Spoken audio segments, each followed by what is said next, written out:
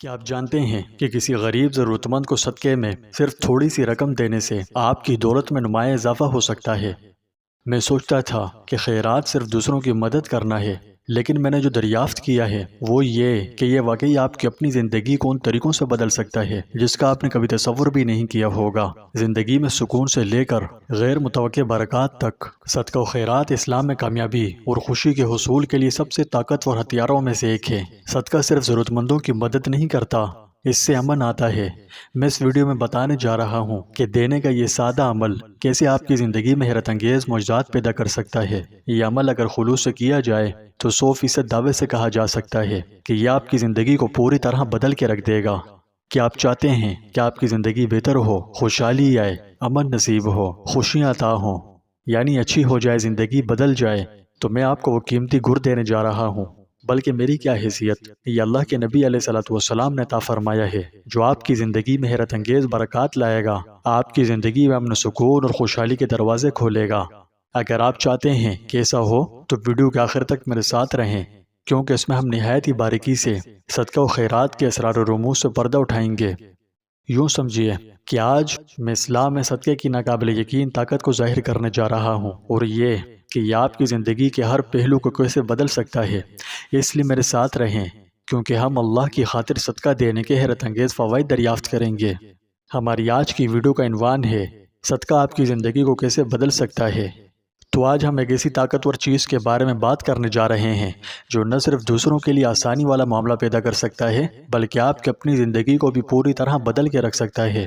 اسلام میں صدقہ محض ایک نیکی ہی نہیں، یہ ایک روحانی سرمایہ ہے جو دینے والے اور لینے والے دونوں کے لیے بے شمار برکات لاتا ہے۔ آئیے جانتے ہیں کہ مستحق لوگوں کو صدقہ و خیرات دینا آپ کی زندگی کو دنیا اور آخرت دونوں میں کیسے بدل سکتا ہے۔ پیارے دوستوں، اسلام میں صدقہ صرف دوسروں کی مدد کرنے کے بارے میں نہیں ہے، یہ آپ کے اپنی روح اور اموال کو پاک کرنے کے بارے میں ہے۔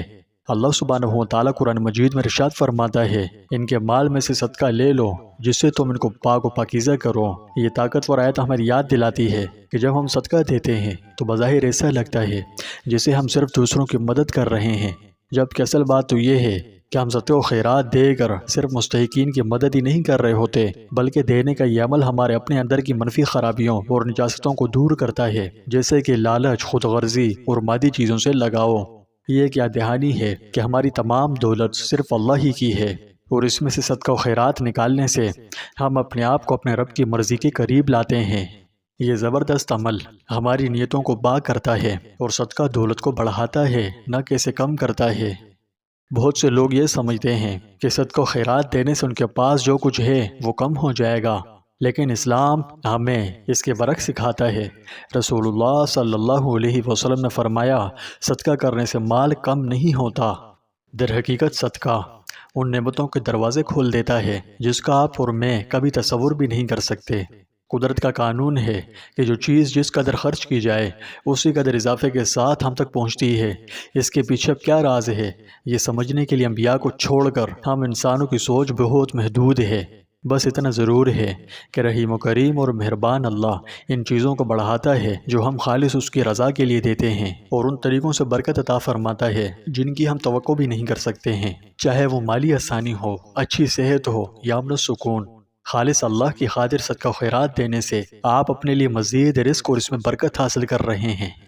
یاد رہے، صدقہ صرف ایک ذاتی فائدے کے لیے نہیں ہوتا، یہ ایک مضبوط معاشرہ بناتا ہے۔ جب ہم ضرورت مندوں کو بغیر کسی دنیاوی لالچ کے صرف اور صرف اللہ کی خوشنودی کے لیے صدقہ و خیرات دیتے ہیں تو ہم غربت کو کم کرتے ہیں، لوگوں کو استحکام حاصل کرنے میں مدد کرتے ہیں اور اتحاد کا احساس پیدا کرتے ہیں۔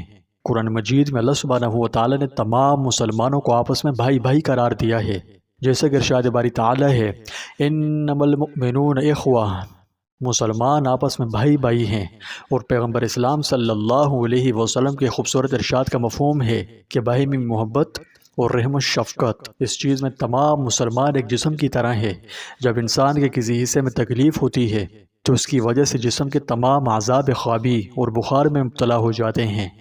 یعنی حدیث شریف کا مفہوم یہ ہے کہ ساری دنیا کے مسلمان ایک جسم کی مانند ہیں، اور ایک جسم کی خاصیت یہ ہوتی ہے کہ جسم کے ایک حصے میں اگر درد ہو تو سارا جسم اس درد کو محسوس کرتا ہے اور اس درد کو دور کرنے کی طرف متوجہ ہو جاتا ہے، اور جو کچھ اختیار میں ہوتا ہے وہ کر گزرتا ہے۔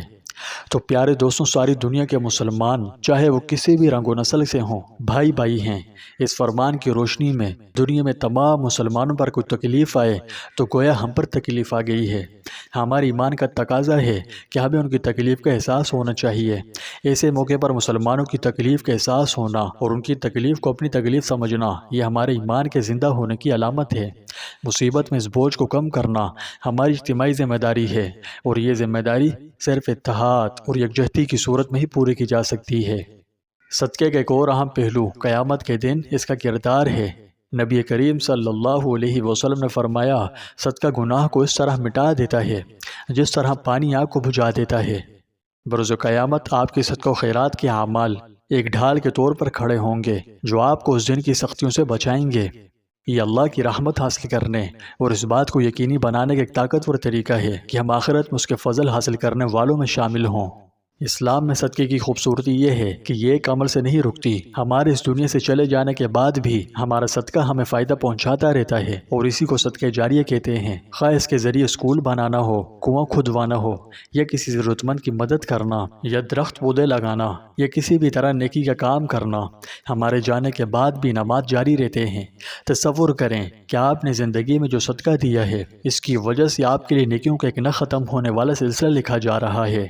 میرے پیارے بھائیوں اور بہنوں، صدقہ آپ کی زندگی کو بدلنے کے سب سے اہم اور آسان طریقوں میں سے ایک ہے۔ یہ روح کو صاف کرتا ہے، ناقابل تصور برکات لاتا ہے، معاشرے کو مضبوط کرتا ہے، مالی طور پر مستحکم بناتا ہے، اور ہماری آخرت کو محفوظ بناتا ہے۔ آئیے آج ایک عہد کرتے ہیں کہ صرف اور صرف اللہ کی رضا خوشنودی کے لیے صدقہ و خیرات دینا شروع کریں، پھر چاہے وہ کچھ بڑا ہو یا چھوٹا۔ یاد رکھیں کہ اسلام میں ایک مسکراہٹ بھی صدقے میں شمار ہوتی ہے، لہٰذا آج ہی سے اپنی حسب توفیق ضرورت مندوں کو ڈھونڈ ڈھونڈ کر صدقات و خیرات دیں، اور پھر دیکھیے کہ آپ کی زندگی کیسے بہتر ہوتی ہے۔ دعوت سے کہتا ہوں کہ انشاءاللہ اس طاقتور عمل کی برکت سے آپ کی زندگی کے مسئلے مسائل حل ہوتے چلے جائیں گے۔ بس ایک شرط ہے کہ عمل خالصتاً اللہ کی رضا خوشنودی کے لیے ہو، نہ کہ کسی دنیاوی مقصد کے لیے۔ دنیا کی کوئی حیثیت نہیں، یہ آپ کے قدموں میں معافی مانگتے ہوئے آئے گی۔ بس اس طاقتور عمل کو اللہ کی رضا خوشنودی کے لیے کرنے والے بنیں۔